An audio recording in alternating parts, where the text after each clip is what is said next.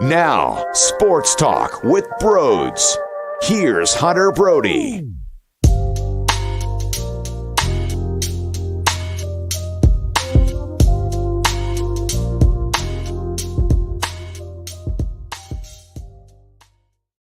Hello, friends. Welcome on in to Sports Talk with Broads. This is where we talk sports, and I am Broads. And we are unfortunately talking about a loss today as the Phillies lose 4-3 in Game 3 of this 4-game set in St. Louis. Am I aggravated and angry? No, not really. It's just one of those losses. It was a winnable game, though, no doubt about it. It's not as if the pitching as a whole got annihilated, but I just thought, when you go into an outing where you had to think extra hard about certain decisions and when guys should be pulled, when do we take out Nick Nelson? Oh, the familiar experience is always an uncomfortable one. Okay, now we go to Chris Sanchez. When do we take Chris Sanchez out? Okay, we're going with Bilotti. All right, now it's Sir Anthony Dominguez. It's not as if 4 runs is something that the Phillies can't handle. And there were plenty of times where maybe another run could come across the board. For example, when Nick Castellanos put them up 1-0, Alec Boehm grounded out when Rhys Hoskins was stranded at third base. There was the Munoz strikeout after Matt Vierling with 2 outs puts the Phillies back up on top 2-1. Let's play the other side, though. Albert Pujols grounded into a double play. In the second inning, there were bases loaded for the Cardinals, and they only squeezed 1 run out of that. And also, Bilotti in the 7th, there was probably more left on the table for the Cardinals. So both teams, the Phillies had a ton of hits. Both teams could have scored more runs, and they stranded runners all throughout. It was a winnable game for both teams. One squad just pulled away with it. I thought, though, the decision-making and the thinking, and you were basically walking on eggshells throughout the entire process. That might have backfired today. Here's reality of the situation, though. Aaron Nola on the mound Monday night at 7:15. And if you win that puppy, then, okay, you lost 1, and 3 of 4 is pleasantly awesome. I will say, based off of the way this series started, if it did finish out 2-2, there would be a negative tone surrounding it, just because you take the first 2, you think, okay, just take 1 of the last 2. And then we walk out of that with a big smile on our face, and we're very, very happy. So because of winning the first 2, yet falling and collapsing on the final 2, even though it's not the end of the world, it wouldn't feel as great just knowing how the entirety of it all played out.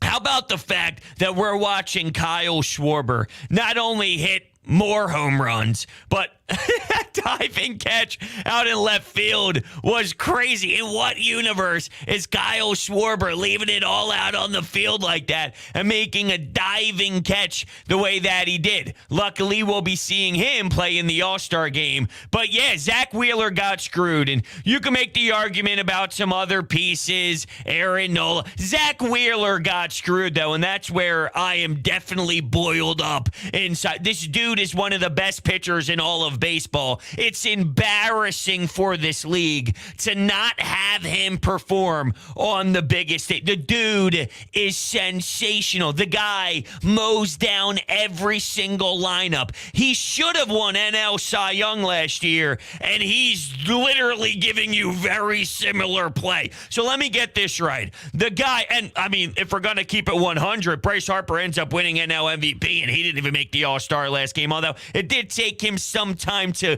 get into the NL MVP mode, if we're going to be objectively fair. Let's go back to Zack Wheeler. How does someone who was in the mix for the best pitcher in the National League last year do it again now and still doesn't get it? This is why it's stupid that this league needs every team. Someone has to be in a uniform for a squad. It's like, if you stink, you don't just get in because you're the best player on a certain team. I think that that's foolish, and it is unfair to those who deserve to be there. I'm not going to lose sleep over it, okay? Because at the end of the day, there's a lot more that I care about than an All-Star game nod.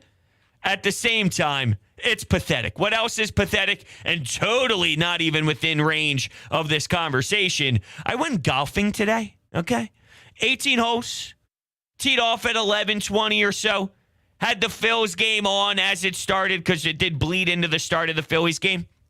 We were driving around the golf cart with it popped up on our phones and listening. Well, we got finished around, I'd say, 4:15 or so. I can't feel my body. I opened up my car door, and my forearms cramped up for 32 minutes. When I walk up the steps, I have to walk on my toes because my calves are going to give out. This is sad. I'm 27 years old. How sad is it? To the point where, I don't know. Saturday I'm getting married. I don't think I'll make it. And me knowing I might not make it, I already scheduled another 18 Tuesday at 1 o'clock. So do I have issues? I have issues. But holy hell, is my body falling apart this early in my life. I don't know how I'm going to make it. Physical activity 5 years ago, a lot easier. But I digress. Somehow we'll tie this into Philadelphia Phillies baseball. Here's my tie-in. How is Kyle Schwarber doing this? How do you play baseball when you're old? How does Albert Pujols still make it every day to the ballpark without falling over due to old age? I'm just spitballing here, but that's going to be my natural tie-in. They better win this baseball game when we look at tomorrow. Though it's a big one. It is. There's some adversity involved here. It's like, okay, you cannot afford splitting this puppy. You can, obviously, but you can. That needs to be the tone delivered. You can, but you can't. It's monstrous. Keep attacking. Put your Timberland boot on the side of their head and squash it. Stomp it. Because this team is not playing with a ton of confidence right now. And you have to keep it that way. Don't give them any sort of life. Look what it took for them to win the game.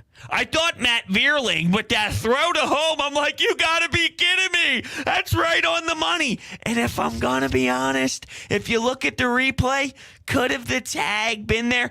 It wasn't egregious by any means. It's a bang play. I get how it's difficult in the moment. And we have the luxury of breaking that puppy down in super slow-mo, watching the slide happen in very slow form. So I'm not ripping anybody apart. But if you do look at the way the tag was applied and where the glove was as the hand was coming in, is it possible that they could have gotten the out at home? I do believe the answer to that question is yes. Matt Vierling out there and the 2-out hit. But man, some things were just squandered. When Derek Hall hits into the double play, like, oh man. Same thing with the Cardinals, though. So with this, it's not, oh, the Phillies just screwed this one up. Because the Cardinals, same exact thing, right? I mean, Albert Pujols, he did hit his homer. He did crank one out of the park. But that double play, it's like, whew. And Bilotti in the 7th, you're like, whew. Damage could have been significantly worse on multiple different occasions. So when that happens and it's both teams going through that funk, what squad will do just enough? Sir Anthony, sometimes it just happens. But he was in there in the 8th inning and it just kind of happened. It's no one's to blame. No one's at fault for this loss. It's a loss where the Phillies were competitive. They did everything in their power to work hard. It's one of those where, when a team loses a game in the regular season and you're not mad about their approach to the game, you're not mad about their effort in the game, and you also have to realize what was being thrown out of your start. Like Nick Nelson to begin, you're seeing the 1, 2, 3, like, hey, baby, here we go. That was a beauty, huh? Can we keep building off that? Then reality ends up hitting in, and you're going with Familia, you're going with Sanchez, you're trying to squeeze out every single inch, and unfortunately, in a one-run ball game, when you do that, it might end up costing you, and it's no one's fault. I don't blame Rob Thompson for keeping anybody in too long. It's a very difficult task when you're dealing with what you have to do in this game to get through 9 innings. More times than not, when you have to go through a Nelson, a Familia, a Sanchez, a Bilotti in a full body of work throughout your 9 innings, yeah, I mean, it probably makes sense that you lose that game, even though this is winnable. If they were, let's look at the alternative. If they were able to win this one, you're probably like, wow, this team is showing you something special. The way they win a game with this as your pitching staff for this game, it's like, that's crazy. But this makes sense. I'm not angry at anybody. I'm not pissed off at anyone.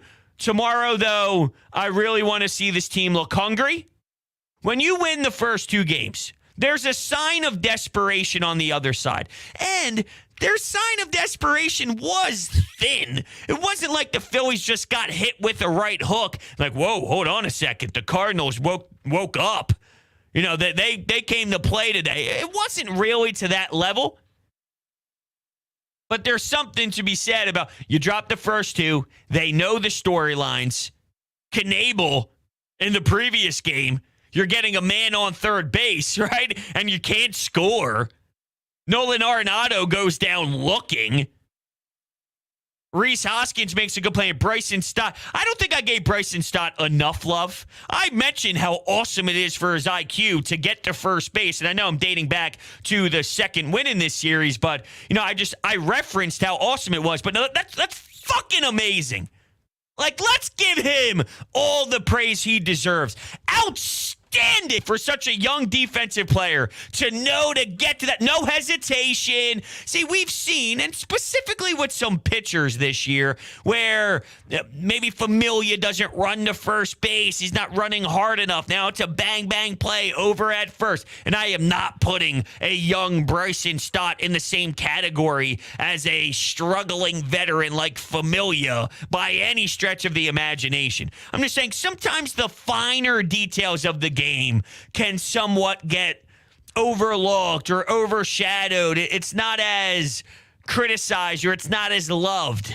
Well, I'm going to love it, damn it, because a young kid makes such a massive play, which results in a victory instead of who knows what could have happened. Could have been more of a disaster. Pitchers could have thrown more pitches. Maybe you still win, but it gets a little crazy.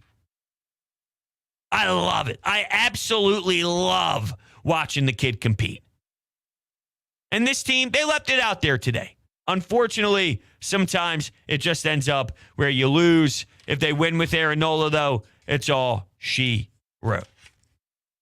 We have $2 from Skylar saying you should be conditioned for a second round. I don't know what that means. I appreciate the donation, Skylar, but I have no idea what that means.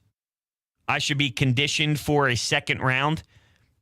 Thank you for donating. 856-442-9805. That's the phone number. I apologize. Yesterday, there were a bunch of people trying to call into the show, and I pumped out the phone number to speak to you all. I didn't have the phone line connected to my soundboard, so I didn't hear it at all, and I thought it was a little strange. I'm like, okay, normally phone calls fly in right about now, and I decided to talk to you all throughout the chat, which if you have any questions for me, make sure that you definitely ask me some questions in the chat as well.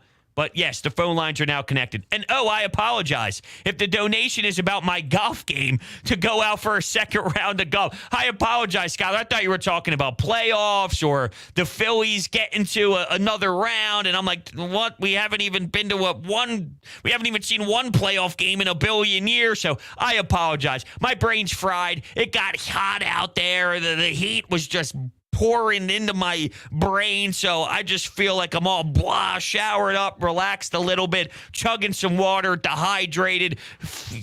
Probably not great to be dehydrated and screaming the way that I do in the microphone, so sorry. But anyway, before we get to the phones, for all my Broads Media listeners, I've got the guy for you that you may not need today, but you will need him one day. You guys know I'm a hockey guy, and hockey connected me with Zack Green. We grew up in the same exact area playing hockey. Fast forward a few years, here I am screaming into a microphone with a bandana. Today we're rocking the backwards cap, though. And the other one is helping you get the justice you deserve and that you are entitled to. I'm talking about Zack Green of Javerbaum Law Firm. Zack is an experienced attorney who will personally handle your case if you or a loved one have been injured in a car accident, a slip and fall, or if you have been the victim of medical malpractice. You may be saying, yeah, I was in a car accident, but I feel fine.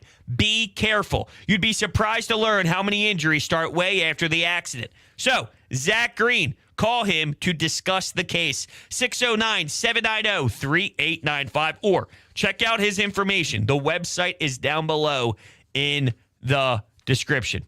Okay, let's hear from you. Let's go to our first caller of the night. Hello, thank you for calling in. You are on Broads Media. Hey, bros, how are you? What's up, man? Nothing much. I was kind of just, sad about Nola because I really feel like he should have made the list.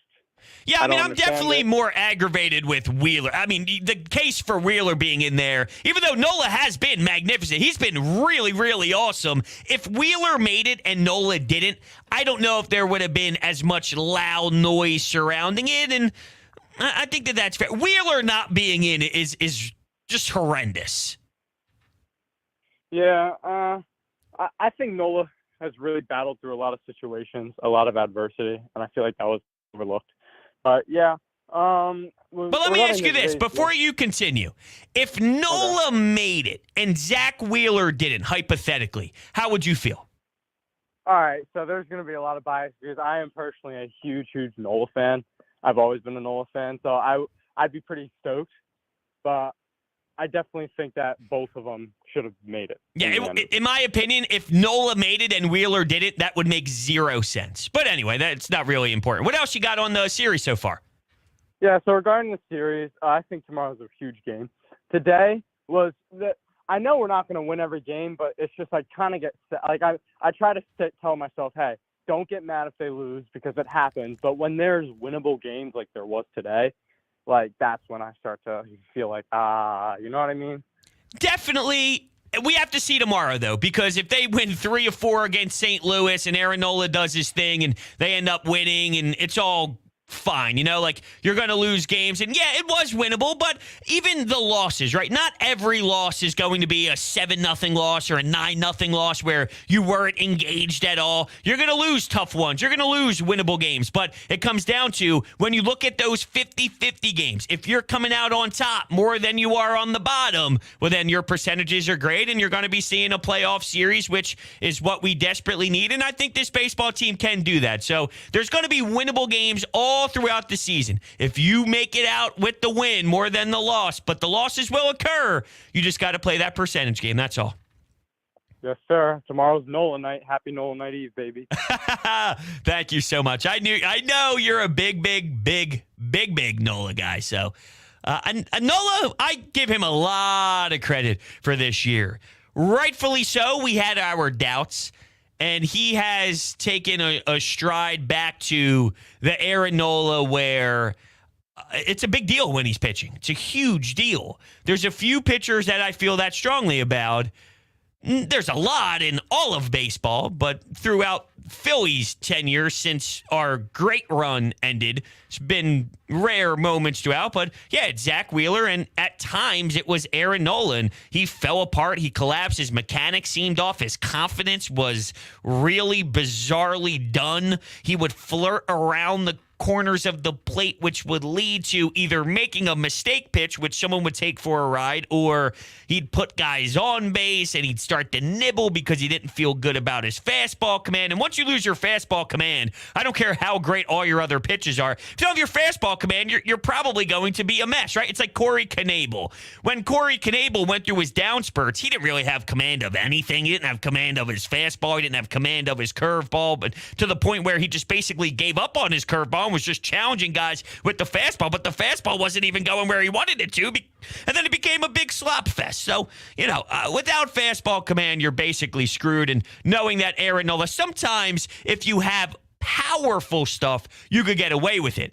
Aaron Nola is not a powerful guy, even though I remember watching him pitch this year and I saw 96 deep into the game and I'm like, what is this? What is this? So it's just amazing at the end of the day. It's amazing. Statistically speaking, though, you see 92, 93, 94. The fact that I see 96 is wow. But just saying why he was in such a funk before, he lost that confidence. He lost that fastball. He doesn't have a 98, a 97, a 99, where if you misplace the ball, you still might be able to have a swing and miss to the level of the high velocity. That's not always great, though, because we've seen a Jose Alvarado with high velocity have to get sent down to the minors because he's throwing it in Egypt. Here's the pitch. It's in Egypt. Let's go to Amadeo. How are you, Amadeo? I'm feeling okay and enjoyed watching Nick Pivetta get spanked by the Yankees on ESPN currently. Yes, I saw the first couple of home runs, and I enjoy his pain. Currently the Red Sox are winning, though, but he was taking him way out of the ball game before that happened. I wanted to see the Red Sox get spanked by the Yankees more and more, to be honest with you. I'm not a big Yankee guy, but I'm just saying, watching the Red Sox or any sort of Boston fan base suffer is great. The Yankees are going to be good, so they're going to win a lot of games. The Red Sox fans, they're in this weird vibe right now, so to keep them low, like the Yankees are already high, so they're going to be a high, upbeat personality fan base at the moment. They feel good about themselves. Let's try and kick the Red Sox as much as possible. That's my thought process. I mean, it's understandable feeling that way about the Boston fan base, but going to the game today, it's basically what you said the entire time. Losses like this happen, especially when you have the first two amazing wins, 2-0 and 1-0.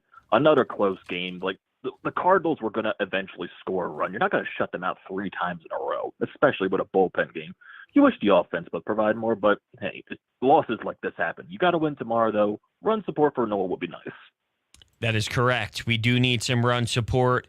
We'll see how they end up. My thing is, so while you lose the first 2 games, if you're the Cardinals, and you see that it ends up being a game where it was still 50-50, it just tells me I'm trying to find the mental makeup. Not that I care long term. I only care about it in this series. I'm trying to figure out the mental makeup of the current state of the St. Louis Cardinals. So even though they won Game 3, it wasn't an overwhelming statement by the Cardinals in Game 3, which I do value in regards to my confidence in Game 4, if that makes sense. Does that make sense? Yeah, I can see that way because really the only thing that was going for them in this game was Albert Pujols at age 42 going 3 for 4, and then a call getting overturned, even though it was an obvious safe call, the call getting overturned for replay. It wasn't like it was this dramatic walk-off win that could be season-changing. He just happened to get the luck of the replay. That was basically it. Yeah, it wasn't one of those, and appreciate it, Amdale. It wasn't one of those that the joy and the craziness and the wildness is something that you go, that'll turn this puppy around. I'm sure St. Louis is telling themselves that. And let me be honest here. I do believe the Cardinals are better than what they're putting out on display right now, right? Just like the Phillies sucked early on, we're witnessing the Cardinals go through their version of what the Phillies went through. So they are better. I just don't look at this as some massive turning point, but I'm also not in their shoes. Maybe they do feel that way. Maybe they feel that strongly about it. And if they do find a way to split, they look at it as a positive in the right direction to turn the momentum around. We're not going to speak those words, though, because it ain't going to happen. How about that? I'll take the last caller right now, and then we will wrap things up. Hello. Thanks for calling in. How are you? I'm good. How about you? I'm doing well. What is your opinion on Schwarber, and do you think that it'll roll after the All-Star break? Well, my opinion on Kyle Schwarber is this is amazing, and I love everything that he does, and we are in this position without Bryce Harper because of Kyle Schwarber. And that might be a no-duh type of comment that I just made, but I'm more talking about not just the home run power and how much he's raking from that level. I look at it more of just what he means for the clubhouse culture and how important that is when you lose such a valuable piece. So, yeah, I mean, Kyle Schwarber is unbelievable. It's even a little bit more than I thought thought it was going to be, which is saying a lot because I knew it would be an aggressive amount, but somehow he topped my expectations. And then, sure, I mean, everyone talks about a possible home run derby swing, this and that. I don't know. I mean, that's a discussion for another time if we even see anything like that. But I just expect him to continue to be Kyle Schwarber. My expectations aren't going to change after the All-Star break. Do they for you? No, I think he'll stay the same. I think that he'll be consistent with the lineup. I mean, I think he'll hit for how he's doing right now. Yeah, all right, well, thanks for calling in, man. He's been great leading off. What a turnaround for him, huh? A lot of hits for the Phils. Phils finished with 11 hits. They scored 1 run in the first, 1 in the fourth, 1 in the fifth. That Castellanos RBI in the beginning got me going. I told you last time, though, I'm not going to make a comment about hoping this changes the flow here, because every time I say that, it doesn't even matter. Let's give a shout out to the Fanatic, by the way, hanging out with us as we're wrapping things up. What's up? What's going on?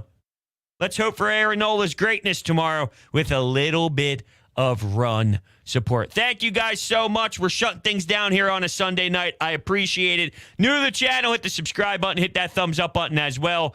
Also, SeatGeek, promo code BROADS, $20 off. It gets you $20 off of your ticket. So all those fees, forget about it. That's free parking. That's free booze. If you want to go to Citizens Bank Park and grab a nice cold one and enjoy some baseball when the Phillies return back to South Philadelphia. And lastly, Broads Media, TikTok, Instagram, Twitter. Check out the social media pages. Thank you guys so much. I'll catch you all tomorrow.